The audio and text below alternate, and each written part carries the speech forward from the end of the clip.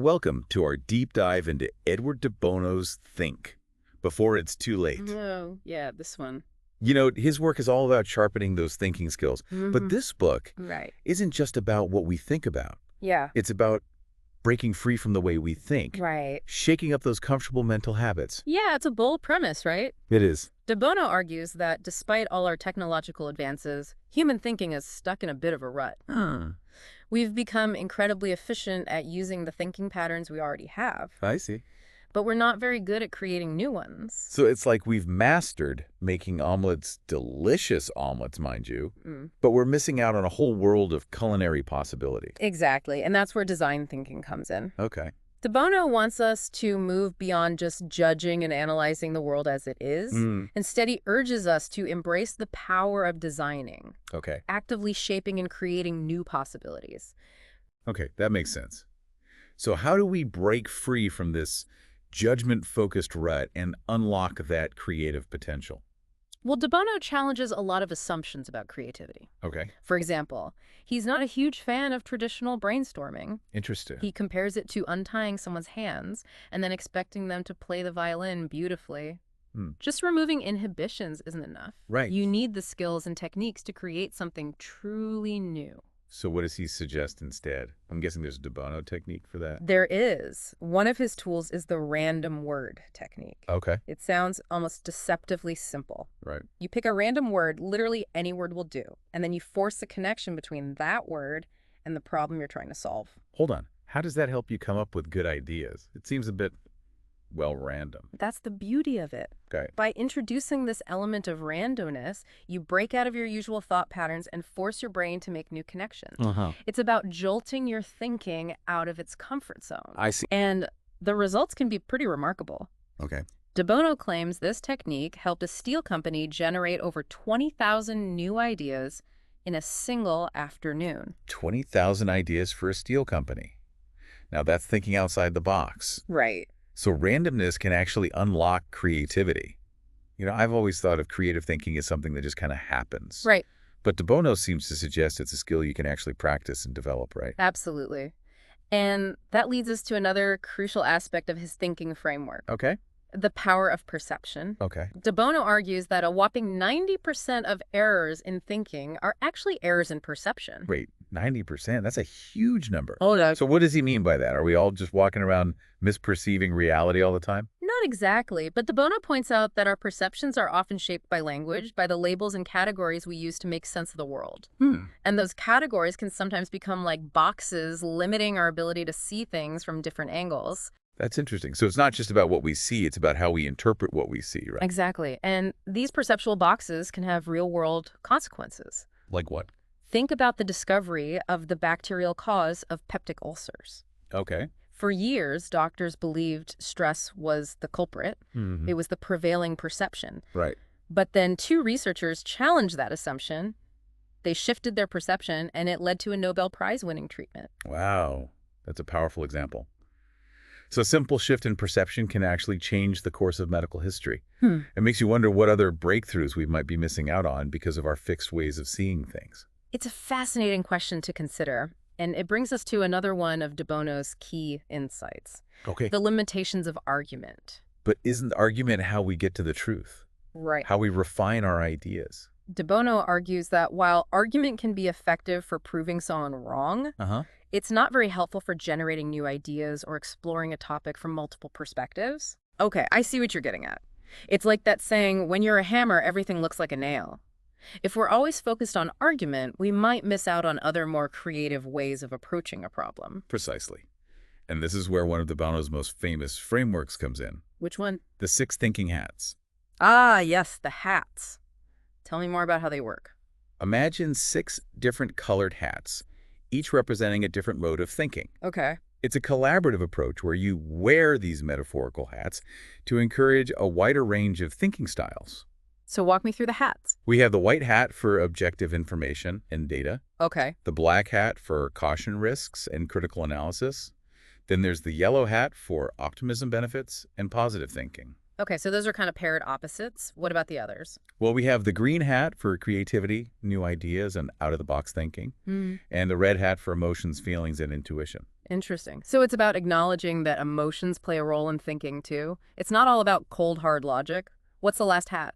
The blue hat. Okay. This one's all about process control, making sure the discussion stays on track, that all the hats get their time in the spotlight, and that the team reaches a productive outcome. So it's like a facilitator hat. Exactly.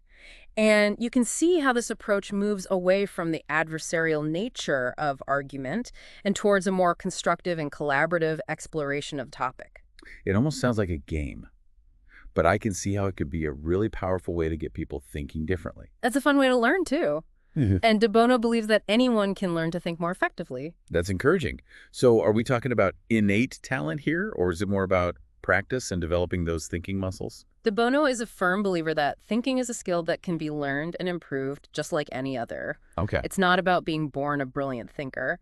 It's about putting in the effort to cultivate those thinking skills. Right. And he provides a lot of practical suggestions for how to do that. Okay, I'm intrigued. Tell me more. What can we as individuals do to actually get better at thinking?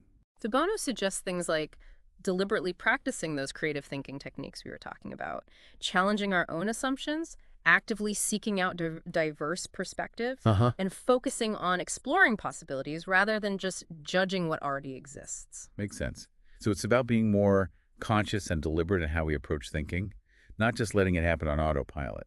He also mentions this concept of the palace of thinking, right? Yes. What's that all about? That's a powerful metaphor de Bono uses to emphasize the importance of elevating thinking to its rightful place in society.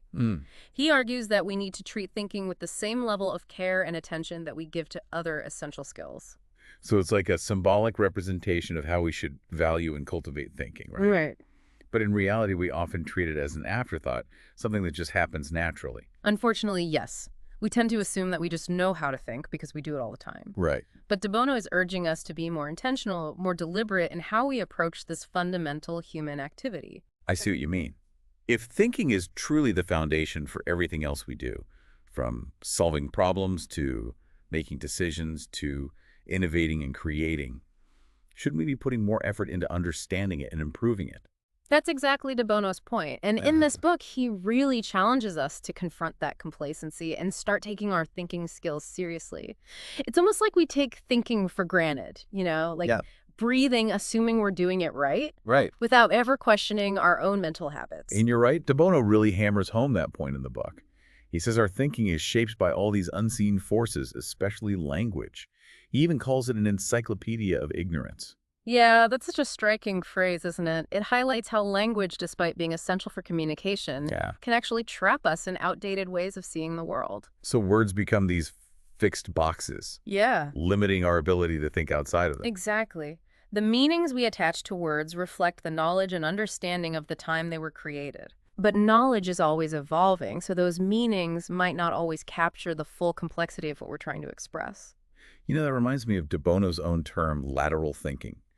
He actually had to coin a whole new phrase. Right. Because existing language couldn't quite grasp this idea of generating creative solutions by approaching problems from unexpected angles. It's a perfect example. It's like the very language we were using was limiting our ability to even talk about certain kinds of thinking. Yeah. No wonder we find it so hard to break free from those mental ruts. It makes you wonder if there are other concepts, other ways of thinking that we haven't even discovered yet because we don't have the language to articulate them. Yeah. It's a bit mind-boggling when you think about it. Absolutely.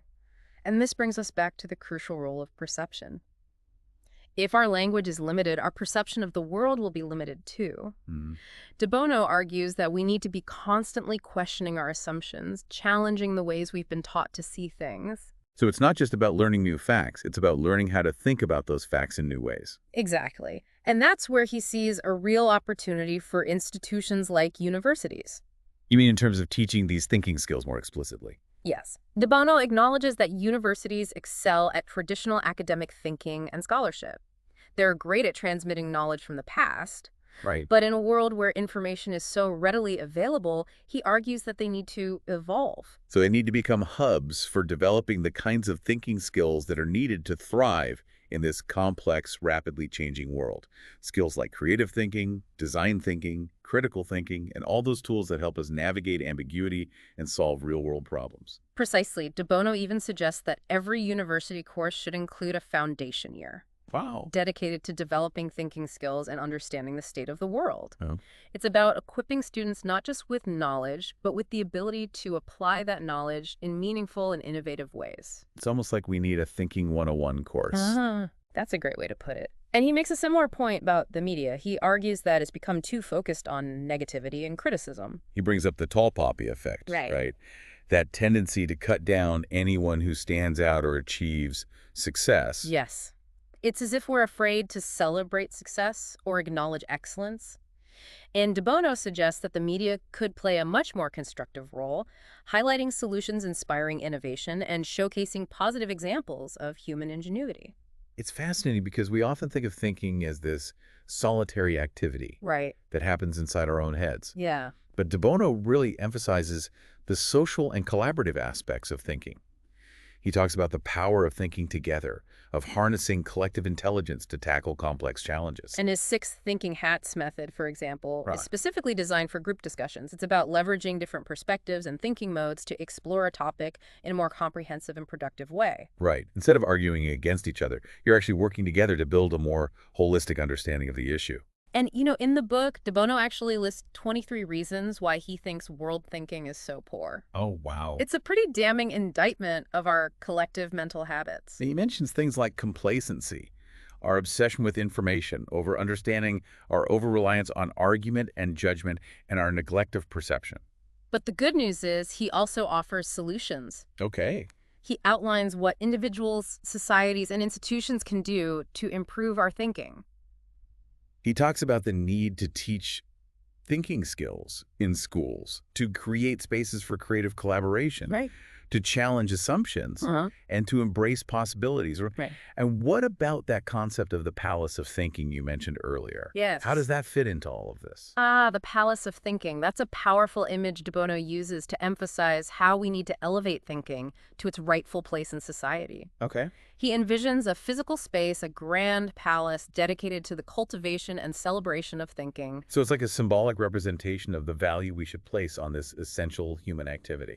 Exactly. It would be a hub for generating and sharing new ideas, teaching thinking skills, and tackling global challenges.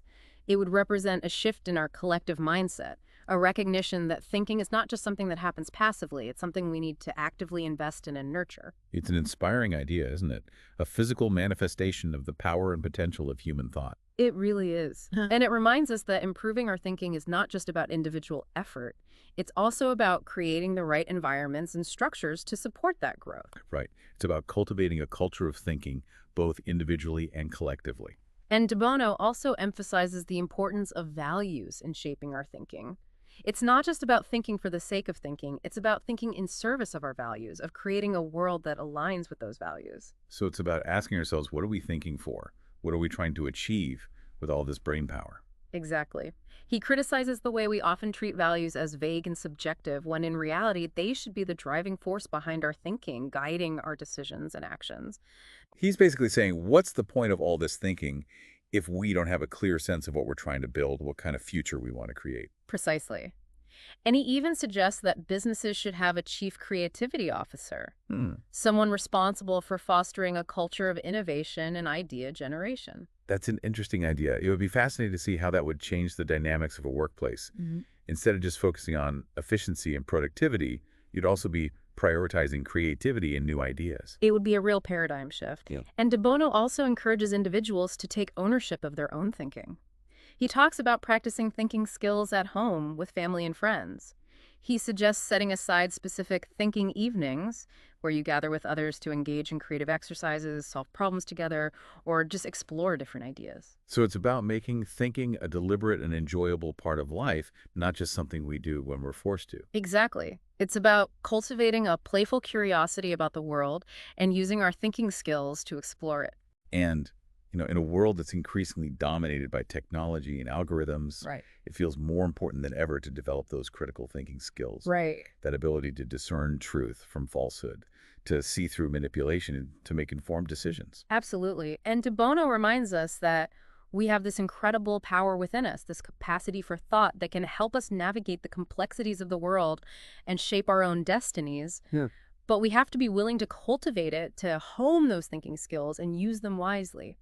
And the great thing is, de Bono doesn't just leave you with these abstract ideas about improving your thinking. Right. He gives you practical tools and techniques to actually put those ideas into action. Exactly. He's got frameworks like the 6 thinking hats, specific tools like that random word technique we talked about, and even concepts like the PMI plus minus. Interesting. Oh, yeah? To help you analyze situations more thoroughly. It seems like he's really big on this idea of being deliberate about thinking. Yeah. Setting aside time for it. Yeah. Practicing those techniques. Making it a conscious effort rather than just hoping it happens on its own. It's like anything else you want to get better at playing an instrument, learning a language. It takes time, effort, and consistent practice to really develop those thinking muscles. De Bono also challenges us to be more aware of the influences shaping our thinking, whether it's language, the media, or even our own deeply ingrained habits. It's about becoming more self-aware. Yeah. Right? Yeah. It's urging us to become more conscious, more discerning, more critical in how we process information and form our opinions. It's about questioning assumptions, seeking out diverse perspectives, and being open to new possibilities instead of just accepting the first thing that comes to mind. There's a great quote from the book that really captures this. Yeah. Thinking is the ultimate human resource. It is the one resource that can be used to improve all other resources. That's so true. We Yeah. often think of resources as things like money, materials, technology. Right. But our thinking is the most powerful resource we have. It's what allows us to solve problems, innovate, create, build a better future. And that's the heart of de Bono's message. We have this incredible capacity for thinking, but we need to learn how to use it effectively. We need to invest in it, cultivate it, make it a priority. So this book's kind of like a call to action then. It is. It's a challenge to step up our thinking game. Exactly. De Bono ends with a very thought-provoking question. Okay. If thinking is so crucial to our lives, why do we treat it as something that just happens naturally? That really makes you stop and think, doesn't it? Right. How much attention do we actually give to our own thinking? How often do we examine our mental habits, our biases, or assumptions? It's so easy to go through life on autopilot, letting our thinking run on its default settings. But de Bono is urging us to take control, become more active, more conscious, more deliberate in how we think. He's given us the tools and the inspiration to do just that. So what do you think? Are you ready to give your thinking a tune-up? I know I am. There's always room for improvement. Absolutely. And who knows? Maybe we'll even uncover a few hidden talents along the way. That's it for our deep dive into Think Before It's Too Late. We hope you found it insightful. And remember, the journey of improving our thinking is ongoing. Keep those mental gears turning, and we'll catch you on our next deep dive.